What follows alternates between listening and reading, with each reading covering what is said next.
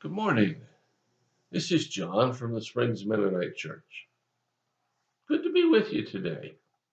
It's a wonderful day here. Oh, cold, but it's January. What would you expect? And you might notice that there's a little bit of a different scenery in the background. I had to turn the camera a little bit because the sun keeps peeking through the clouds, and when it shows up, it totally washes me out. There's nothing there. So I thought I'd try to find a better spot so if the sun wants to come and go, it won't interfere so much. I want to continue this week talking to you about God working miracles and doing things in our midst. The passage I've chosen to look at today comes from First Chronicles chapter 16 and beginning with verse 23. The writer of the Chronicle says, "Let the whole earth sing to the Lord. Each day proclaim the good news that he saves. Publish his glorious deeds among the nations. Tell everyone about the amazing things he does. Great is the Lord.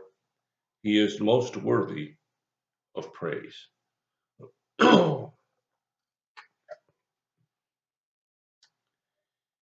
The passage here starts out by suggesting that the whole earth sing to the Lord. You know, a lot of the earth doesn't recognize God.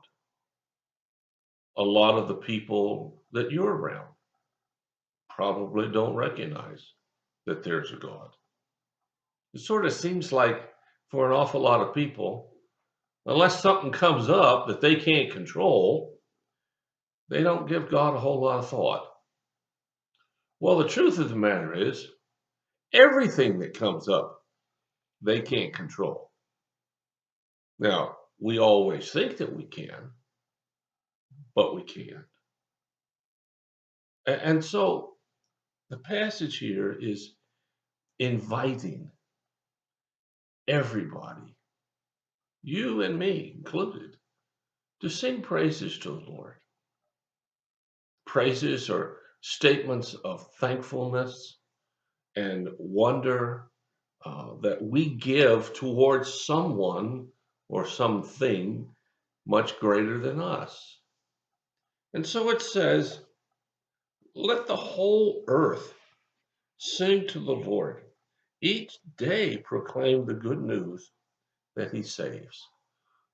God changes lives, period. He changes lives of people who are not thinking about him to be people who are thinking about him.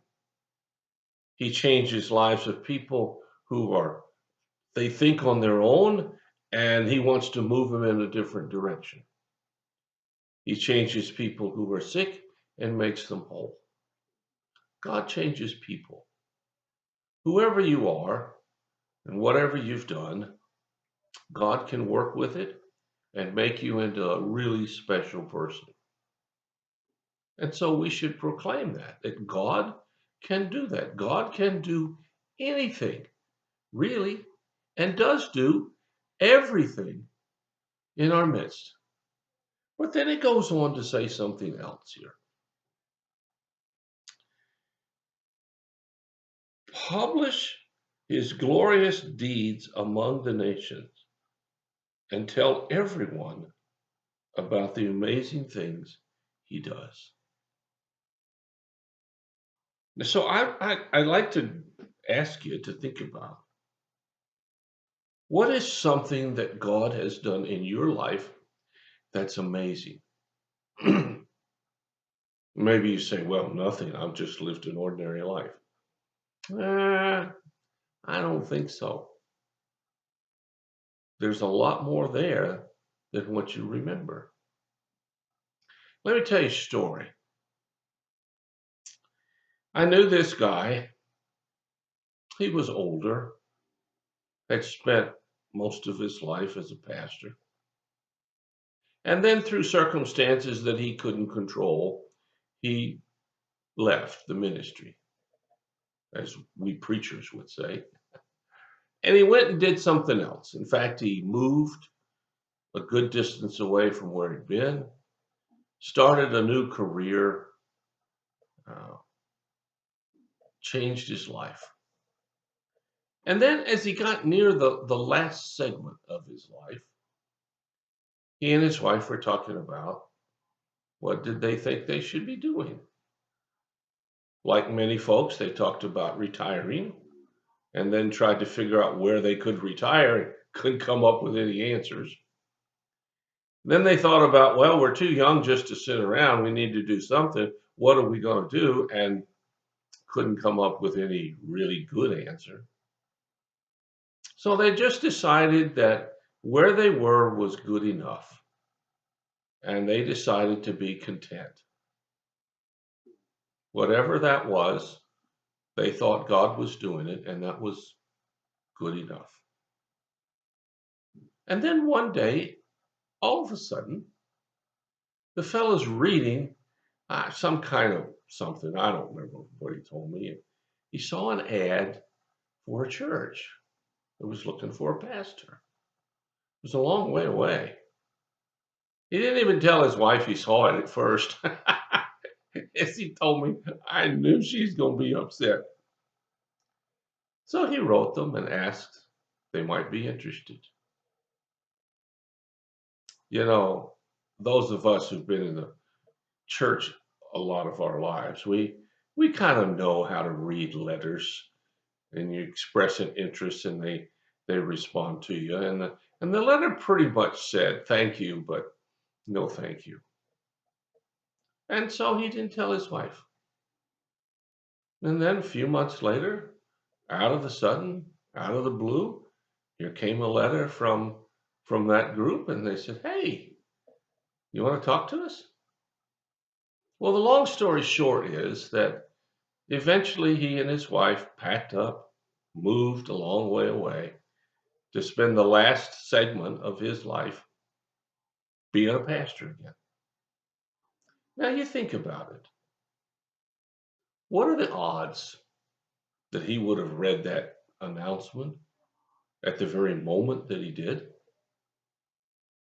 What are the odds that that church would have found that guy? What are the odds that after not doing something for quite a while, he gets a chance to go back? See, that was God. That was God doing something, arranging things, getting the circumstances in order so that that guy could get to where God wanted him to be. And there's no other way to explain that. Did you know that churches that put ads in magazines, newspapers, and whatnot looking for pastors, the odds of finding one are really, really, really slim? It just doesn't work that way. Maybe it works for a plumber. I don't know. But the odds of that happening are just incredibly slim. God did a miraculous thing in getting one person to where they needed to be. And he does the same thing for you and for me. It's really simple. Tell the world of the glorious deeds that God has done. Think about it. What's he done in your life? Well, thanks for listening. If you have a prayer concern or you have a need, let us know. We'll do whatever we can as fast as we can to help meet your need. Thanks for listening. I'll talk to you again.